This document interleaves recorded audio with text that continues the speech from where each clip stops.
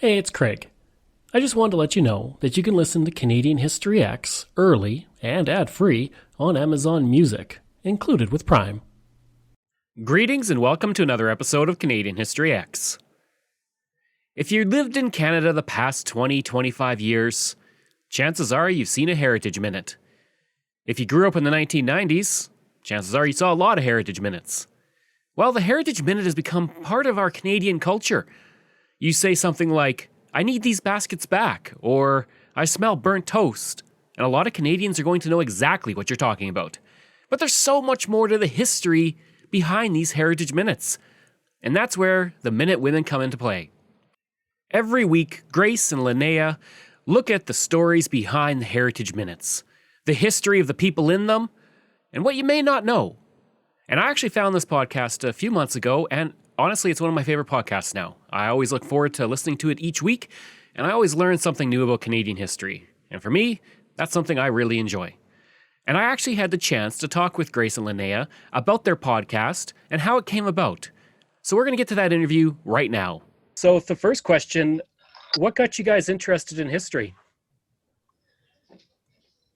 Me to go first? You want to go? Yeah, let's start with like the general answer as to how you got interested in history. Okay, so for me, like I just grew up in a history family. Like my mom is a historian. My dad's always been just like really interested in history.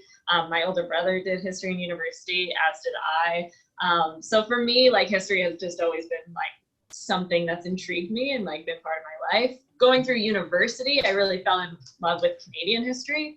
I think like a lot of students, you go in with like this idea of like what you want to study, and I went in with this idea of like I want to do like British history, like anything but Canadian history, because I had this idea that was really boring. But then getting into it, you're like, oh wow, actually our history is super interesting and part of a global story that I don't think we often connect to. So that's my answer. So I'm a little bit more Heritage Minute specific. I'm not a history buff really myself. I'm if you take me on your trivia team, I'm like pop culture and sports. But yeah, I have always been interested in the Canadian Heritage Minutes. There's just something nostalgic about them, and something very like encapsulating of Canada about them. And I'm always one of those people, I can quote them. Like I said, pop culture. When you can turn history into pop culture, I'm interested. Absolutely. How did the two of you meet? We met curling. In a very Canadian way, we met curling. We were randomly placed on a curling team together. Yeah. And but we didn't really we curled together, but we weren't really friends until a year later. So we'd already been curling together for a year.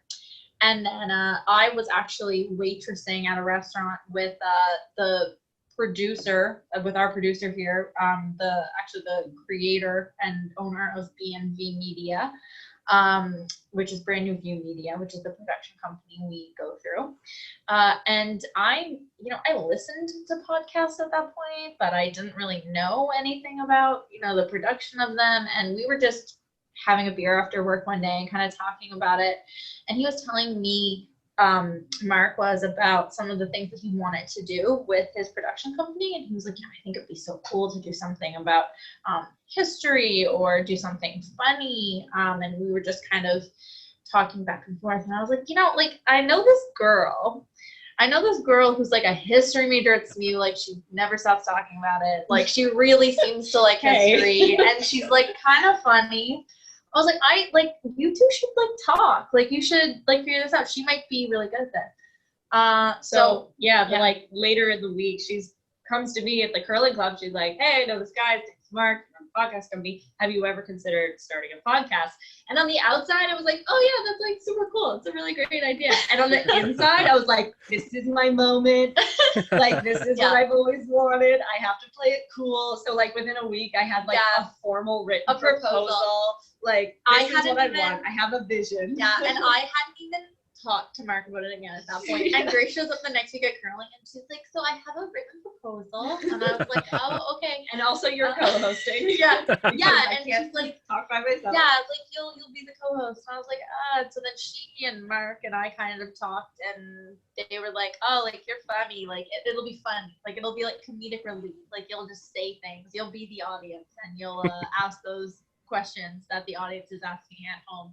Yeah. And so Minute Women was born. And once Grace had brought up doing it on Heritage Minutes, I was sold. Like I was so in because that was something I knew about.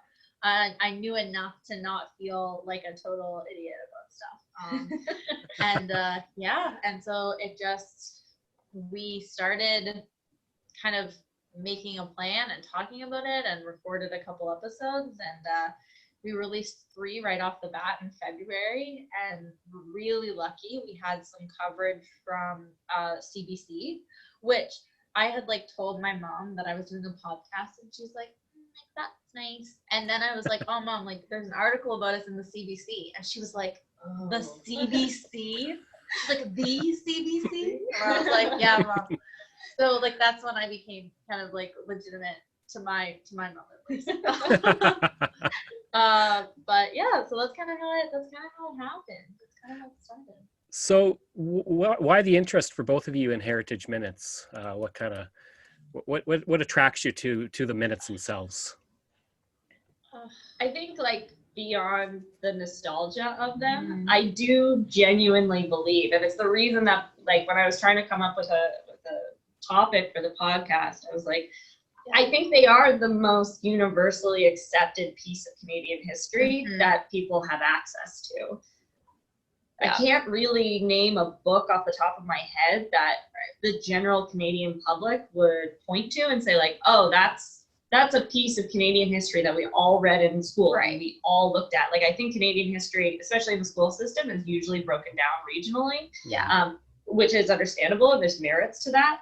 But Canadian Heritage Minutes, beyond just how iconic they are and how, you know, everybody can quote an episode or like everybody has a favorite one. I do think that when we think about our identity as Canadians and like we think about what makes us Canadian, Heritage Minutes tend to be a thing that people think of. Like it's authentically Canadian. It's not something a foreigner is going to point out and say is a Canadian stereotype, but every Canadian would say is a stereotype of Canadian. Exactly. And I think for me, one of the biggest draws, kind of the reason that Heritage Minutes are so interesting, is because Grace and I, we kind of grew up in that late 90s, like we were born in that mid to late 90s era where growing up, we didn't have iPads or computers in front of us, and we weren't, we had TVs in our homes. And Grace and I both grew up without having like standard cable. Like we just had the 3 television channels, and the Heritage Minutes were on all of those channels. They were the first viral videos. They were really the first viral video. And so it's like, that was whatever TV was on, I was seeing Heritage Minutes. They were that commercial that would come on, and, we would quote them. And some of them are, as we discuss on our podcast, some of them are a little bit less tasteful as the years have gone on. And sometimes those ones are a little bit funny. And so those are the ones I look forward to doing. Like, getting to talk about them and be like, it's like, this is why it's important that we address some of the questionable things that were put in Heritage Minutes, or like even Heritage Minutes that were made that if I had to guess, probably wouldn't get made today. Exactly. And we talk a lot about that too.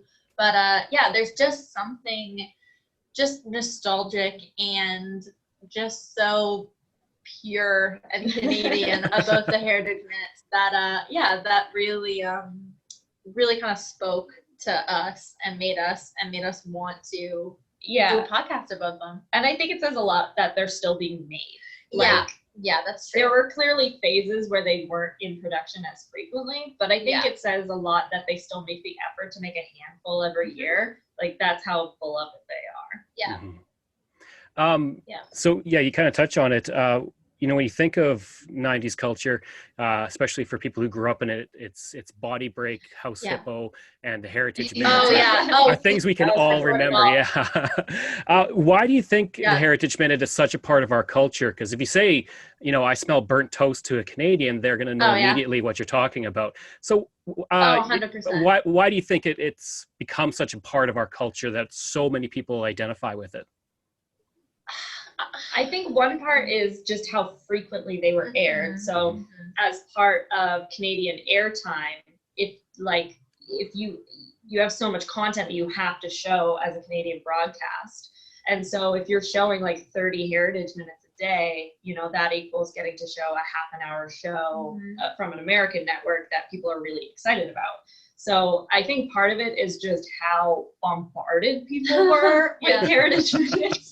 But I think there is something like they pull on your heartstrings. They ask you to be proud of your country. And, sometimes that's a little questionable, but other times I look at them, like I look at the Halifax Explosion Heritage Minute and I look at like the bravery of Vince Coleman and I'm like, that makes me proud. It like makes me tear up. I feel a genuine sense of connection to it. So despite all the like flops and fails of some of them, and some of them are quite funny, there's other ones where I'm just like, oh yeah, this does make me proud to be Canadian. Like the Mona Parsons one. She's like a Nova Scotian. She fights like for her life basically in the Second World War just because she was trying to save Allied downed pilots. And so like watching that one and seeing her reunite with like Nova Scotian Highlanders fighting in the liberation of Holland, like that just like gets me. No, definitely. And we discuss on the podcast a lot as well, like as those kind of kids of the 90s, when like you said, you were watching Body Break with Hal Johnson and Joanne McLeod. We were looking at the host hippo and the nature Hinterland. Hinterland too, all of those things were like all of those things kind of fit together as that kind of Canadian television, like the TV, the Concerned Children's advertising, like get that cat off my head. But the ones that your parents were watching and could, some of the events, like, my parents could tell me about like this happening or them learning about this. They're like, oh, like your grandparents were there when this happened, or like, it kind of brought it really to home. Whereas a kid, a lot of the stuff we were watching on TV and the stuff you were reading about in news media you were seeing was not proportionally Canadian. And so these were moments that were just completely 100% about the country that you live in. And I think it's also reflected by just like the dearth of Canadian history in our media. Like there are books, but when I try to think of like TV shows, I think of like Little House on the Prairie, and that's like, about it in terms of like historical fiction. Like Jacob Tutu. Like there's not a lot of like it's kind of like an underdeveloped. Did you know Big Comfy Couch is Canadian? Yeah, I had no idea. That's an excellent show. Make a heritage about that. Yeah, right? I love that show. Oh, good. But yeah, like I think there's such like Canada is so close to the US, and like US has Hollywood, and you just like, see them just pour their history into their media, and pros and cons to that, of course. But I think in Canada there is like a longing for that in some way, and Heritage Minutes was like an accessible, quick, and readily like made version of that. It was to all of the things you're seeing. It scratches that itch. For sure. We can't make a full-blown movie that everyone's gonna want to go watch, but we can definitely give you 60 seconds of Winnie the Pooh or something. And sometimes quite dramatic interpretations of Canadian history.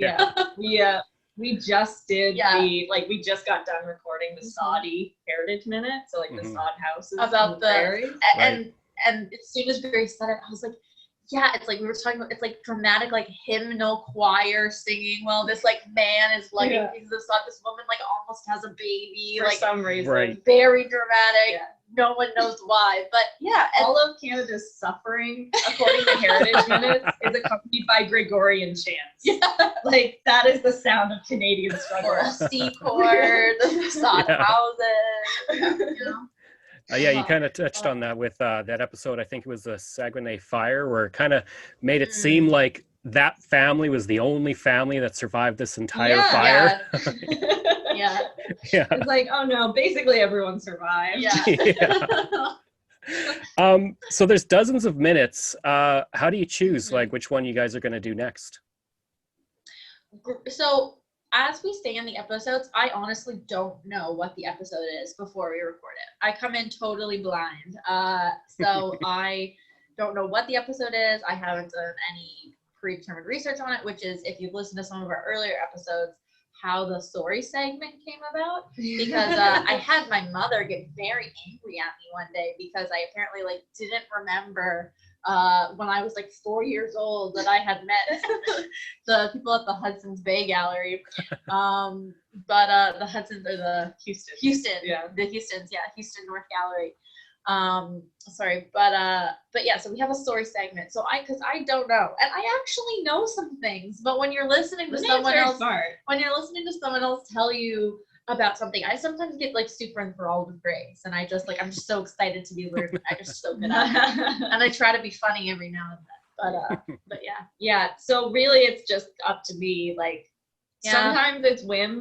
I'm not gonna lie. Sometimes I'm like, I know this episode will be easy to write. Like I'll have a lot of easy to access information about it. And so that's why I'm picking it.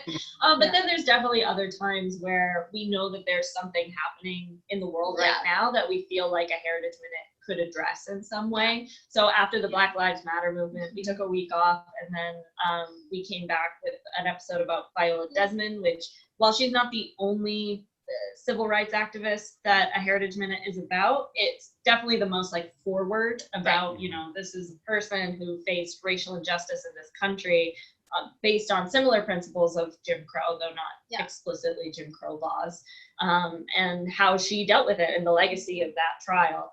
So sometimes it's about addressing current situations. Other times, you know, like when we started, we're like, oh, first episode, we're going to do first Prime Minister. We're going to do John A. McDonald. well, I didn't say that. I said that. The collective we over there. The royal we. But other times it's just like, I feel like doing this one. Or like, I know Linnea will like this one. So I'm gonna do it. She says that before we start recording. She's always like, "Oh, I think you're gonna like this one," or "Oh, this is gonna be really heavy." Before we did Andy Minarski, she was like, "This is gonna be really sad." It's gonna be sad. We have like a pep talk beforehand. I'm like, she tells me it's gonna get rough. Yeah, it's gonna get sad, and it's gonna get worse. And I need you to stick with me through this. But and I mean, obviously, there is a limited catalog, so there are Heritage Minutes that I mean, I'm speaking for Grace Little here, but we know they're really good ones, and so we're obviously not going to smash all the really good ones out first. It is important that there's kind of like a little bit of spacing in between ones that we're really excited to do and that she knows I'm going to be really excited to do, and then ones that we've been able to make most of them quite interesting and funny. So yeah, there's definitely times where I like go into an episode, like we just did the Saudi one. Yeah. Did I think that was gonna be funny? No. We had a hilarious time. We had a great time. It's funny because like those ones I go in, not with low expectations, but just like, you know, it's when I set out to write it, I don't think it's gonna be particularly funny in any way. So I'm just relying on Linnea a lot to ask really good questions that we can build upon and find funny tangents. I mean, I had fairly low expectations, to be honest, about the John A. McDonald one, and that's the first one we did, and that was great. We came out the gate strong. If I do say so myself. Weird guy. If the Heritage Minutes debuted today, do you think they'd still have the same effect on Canadians versus, say, back in the 90s when, well, for me growing up, I had Peasant Vision, so I had 3 channels, and one of them was CBC, and it was always Heritage Minutes. But, you know, now with Netflix and everything, do you think it would still have the same effect in terms of nostalgia and being part of our culture? I would say like the easy answer is if it was done exactly like they were done, the same heritage minutes we saw then, I would say no. I don't think so. I think that there's definitely, I mean, like we said, there are new heritage minutes coming out. They're planning actually to roll out quite a few more. Yeah, they Like want to half have a dozen 100 more. by the end of 2021. So that Yeah. means making at least 10 over the At next least, 10 year more. and a half.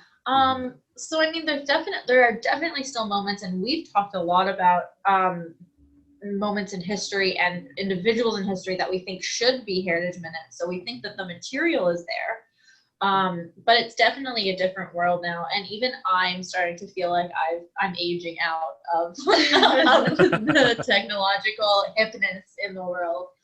I have an 11-year-old sister, and I'm constantly reminded that I am 26 and much less hip than I once was. So I don't know. I feel really lucky that we have them in our generation. I think that it was, like I thoroughly enjoy them, and now we have this awesome opportunity, which is a little bit of like a throwback, a little bit nostalgic.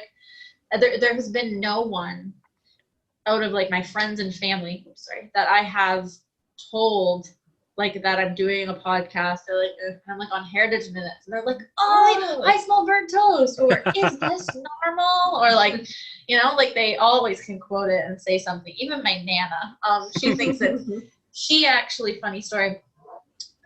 So we're the Minute Women, like Minute Men, like it's a little play on like history and like I don't know these things. Grace does, but but I know them now because Grace is a great teacher. But my grandmother, I'm quite short, and Grace is too. But my grandmother hasn't met her, but I'm like 5 feet, a little bit less maybe. And my grandmother thought it was minute women. The minute women. And she's like, oh, it's like Grace little like you. Is she small too? And I was like, she's like normal height. Why? And she's like, well, the minute women. Yeah. And I was like, oh, Nana.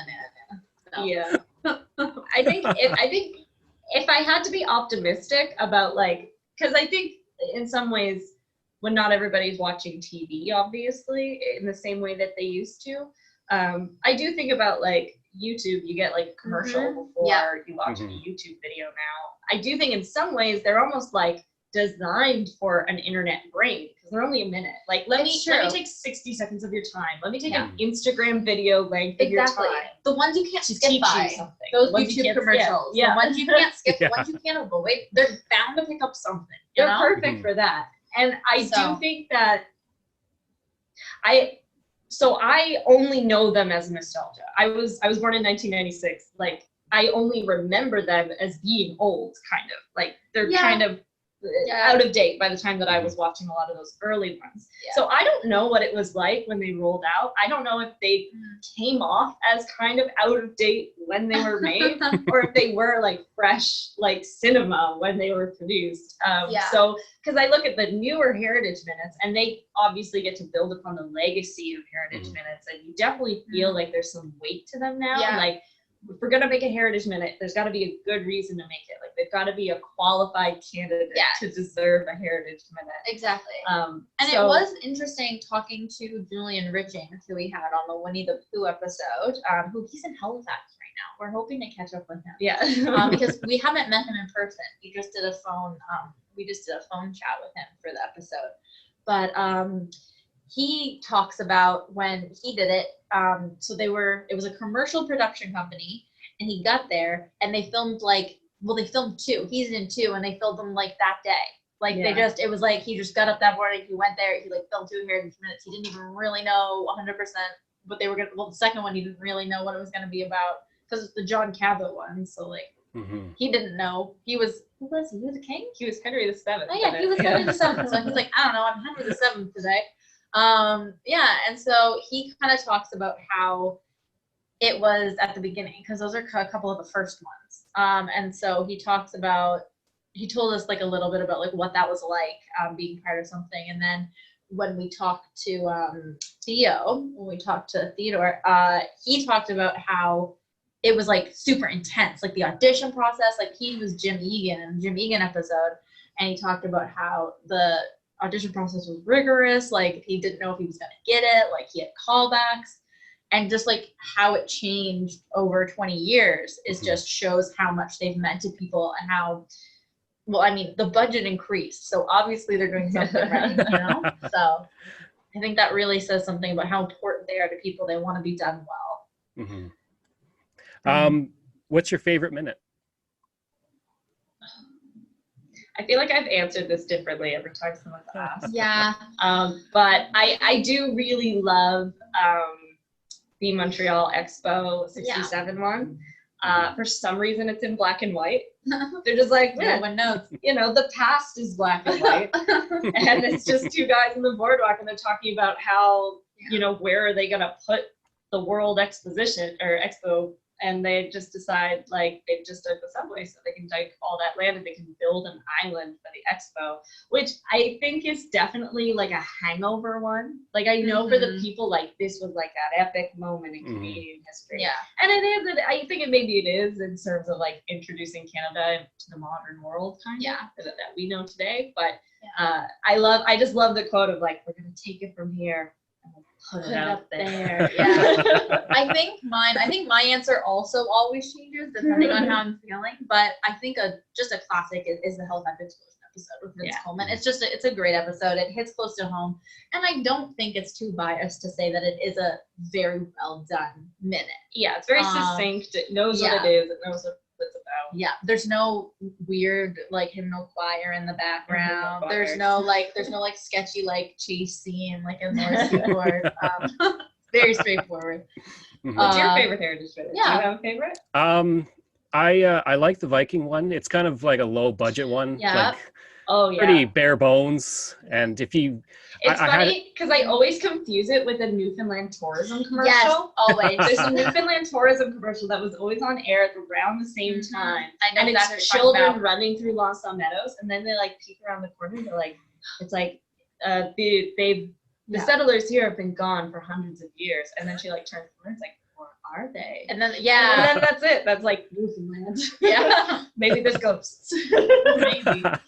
Yeah, so that one, but I like the Jackie Robinson one that you guys just did an episode on. Oh, just yeah, recently. That's a great one. That's Yeah. a great one. Too. Yeah, that one was very sweet. It was definitely one that I was like, oh, I have faith in humanity a little bit. Yeah. Oh yeah. So great. I also love the school teacher one just because as a young girl, like I thought that was so badass when he was like, I can't read a word. And then she's like, well, I can read them all.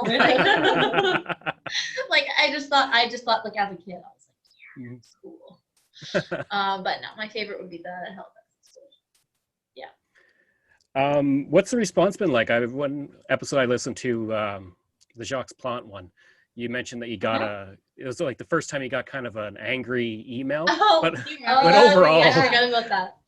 Has it been good? Back and changed it from a 1-star review to a 3-star review. Yeah, so he didn't like being called out. Nice. But the funniest part about that is that's really our only like harsh negative review that we've gotten. And I mean, I think that's also because we're not. I mean, I feel like if we were way more popular, we'd have way more like reviews that were a little bit more negative. We're not quite, celebrities yet.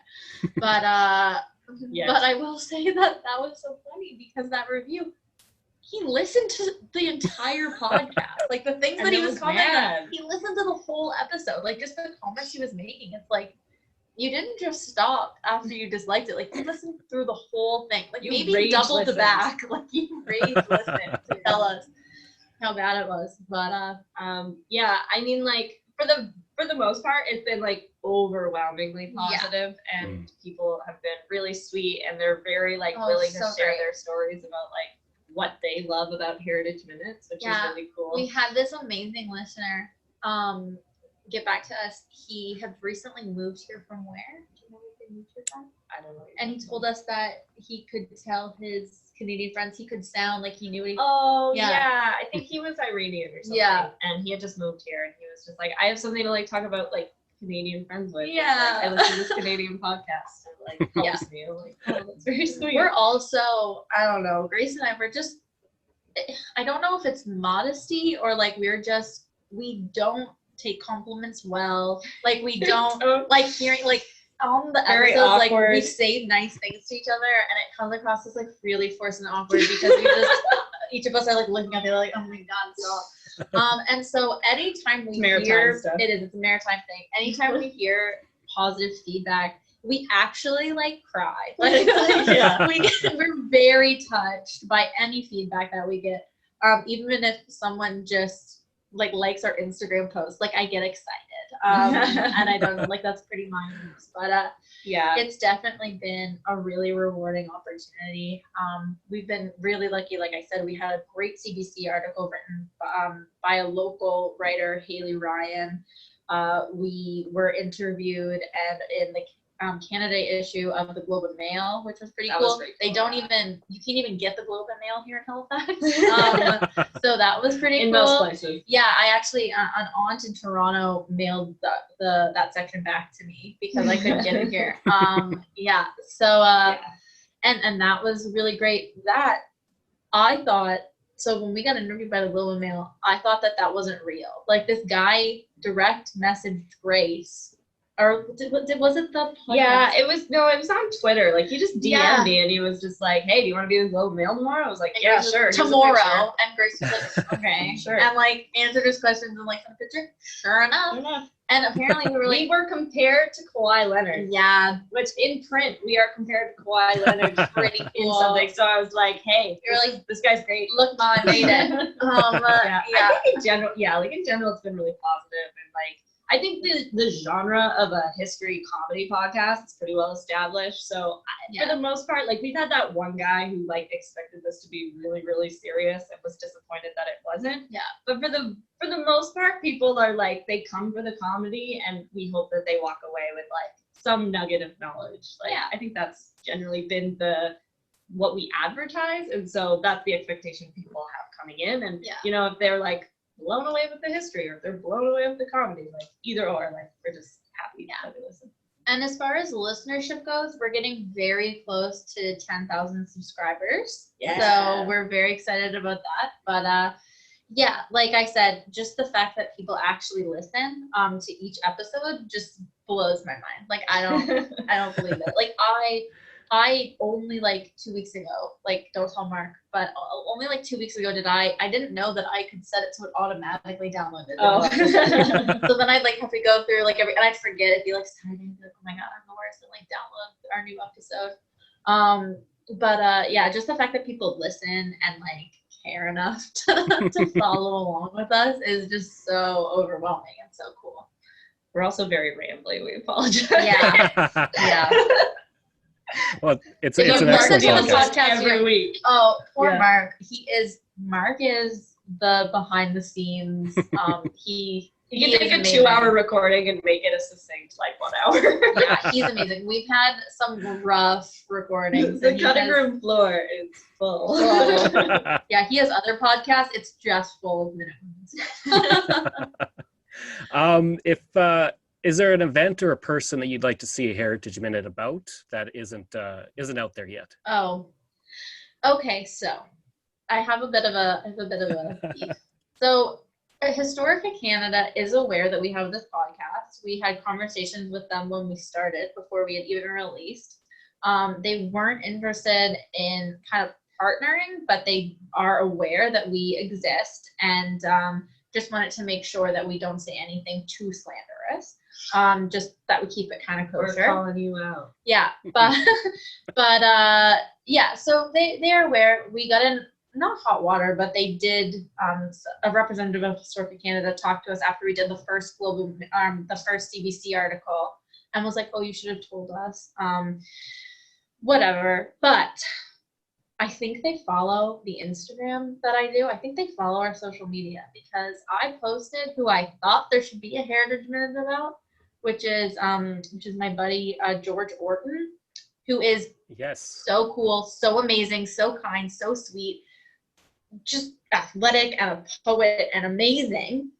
And they just recently released like this whole thing about him on their social media and stuff. And I was like, guys, I said this months ago. I've been a fan for a while now. The least you can do is give me some credit. But I don't know. But that is who I think he would be a great great Heritage Minute. I think he's an awesome guy. Very cool. Absolutely. He'd be a great Heritage Minute for sure. Very cool. I think that he would be great.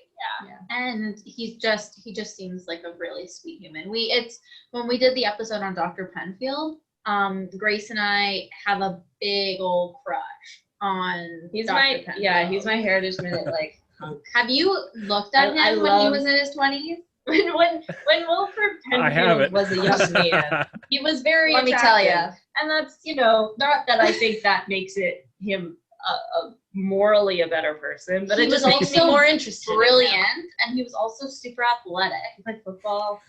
Anyways, Anyway, I think the Heritage Minute that I would like to see made, there's a lot. It's for me, it's like more of an interesting like thing to think about, like why certain ones weren't made. Like for me, it's really interesting that they chose to do Marconi but not Alexander Graham Bell, because a lot of like you would have the same red flags on both of them. Like they're not born in Canada, they don't become full-time residents of Canada after their inventions. But like like Alexander Graham Bell doesn't go on to be a huge fascist, whereas Marconi does. So it's like to me, it's just an interesting choice. So also being a Cape Bretoner, like Alexander Graham Bell, that's where his vacation home was. Like we like talking about him a lot. So I thought that he would have one.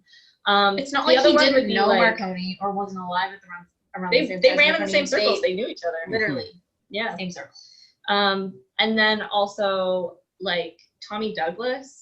I think I'm pretty sure when they did the survey of like the greatest Canadian, Tommy Douglas was either like first or second. Yeah. Like he's pretty well recognized as like the founder of our public health system. And I think that is something that a lot of Canadians identify with as being like, this is what makes us distinct from countries like the United States or Britain. Like we just have a fully public healthcare system. And it's something that Canadians are proud of. So Tommy Douglas would be one that I'm surprised that they don't have made, and I'd like to see one made about him. I'm just checking. There's I forget his name. I'm so disappointed in myself. Because I covered him in one of my little like Instagram posts. What is his name? He was the person to break the color barrier in the NHL. Willie O'Ree. Willie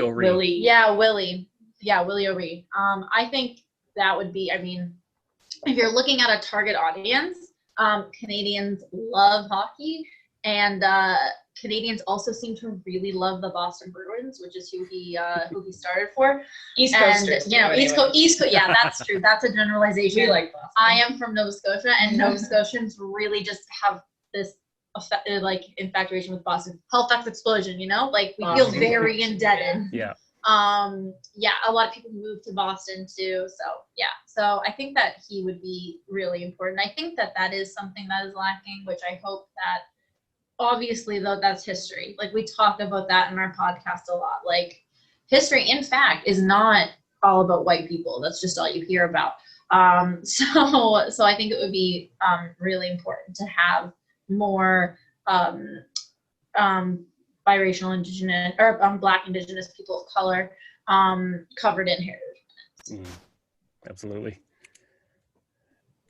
And just the last question: what's the ultimate goal of the podcast? Kind of what do you hope you accomplish with it? Would you like it taught in schools? No, we want to meet Pierce Brosnan. That's our jokey. Like our 5-year goal for this is we meet Pierce Brosnan because he is in the Grey Owl Heritage. Right. That's right. So that's really it.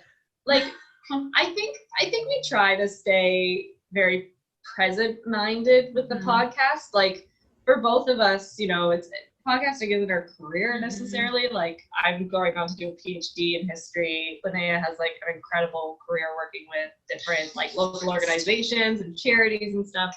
So for us, it's like we like that it's kind of like our hobby place. That being said, like we would love to have like merch, and we would love to do live shows and meet people, and like connecting with people, I think is kind of like the broad goal of the podcast. Just like meeting and connecting with like-minded people has always been exciting. As for most people, COVID-19 kind of threw a wrench into everyone's plans. We had really hoped to do a live show this summer and potentially one this fall, but just with how things have been going, it doesn't look like that's going to happen as soon as we would have liked, but we're not in any rush. We're always like, if someday we could make some money, that would be great. Cool. Yeah, we are super lucky to have Mark take us on. We're one of the B&B original podcasts, so we are so indebted to him, and I'm just so thankful for his support. He can't even hear me right now. I'm talking about how great he is. Usually only say that stuff when he's sitting here. He's pretty awesome. He's our stage dad. Yeah, he's been a huge support and has definitely made us feel like we're doing something that's like we know what real. We're doing. Like we know what we're doing. Like this is like we're actually hosts of a podcast. Like that's so great. So. And where can people find the podcast and Instagram and Twitter and all of that? Mm-hmm. Yeah, so we have Instagram, Twitter, and Facebook. And on Facebook and Instagram, we are at Minute Women Podcast. And then at Twitter, we are at The Minute Women. And then we also have a really beautiful website that is really nice with pictures of our faces and more information about us and all of the episodes. And when we do have things like merchandise or live shows, that's where you'll be able to find all the information for that and things up and coming for us. Yeah. If at some point we have like something like a schedule, that would be where that would be. Like if we're like sought after people, I don't know. Yeah. But and that's at www.minutewomenpodcast.ca. Yeah. And you can also find all the sources for the episodes there. So like any of the sources I use in the research, they would get posted there. So if you want to learn more, if you want to fact check me, that's where you can go. And then obviously we're on pretty much everywhere you listen to podcasts. We're on Spotify and Apple Podcasts, Google Play. We're on iHeartRadio. And then, just off the websites. I hope you enjoyed that interview with Grace and Linnea of the Minute Women, and if you did, please leave a rating and review. You can reach me at craig@canadaehx.ca. You can visit my website where you'll find hundreds of articles on Canada's history as well as all my podcast episodes. Just go to canadaehx.ca. And again, you can support the podcast if you like. Just go to Patreon. It's patreon.com/CanadaEHX. Just like all of these wonderful patrons have. Aaron O'Hara, Robert Dunseith, Todd Casey, Catherine Roy, Luke S., Vic Hedges, J.P. Bear, Jason Hall, Phil Maynard, Spencer M., and Iris Gray. And of course, subscribe to Minute Women, available on all podcast platforms. Thanks, and we'll see you again next time.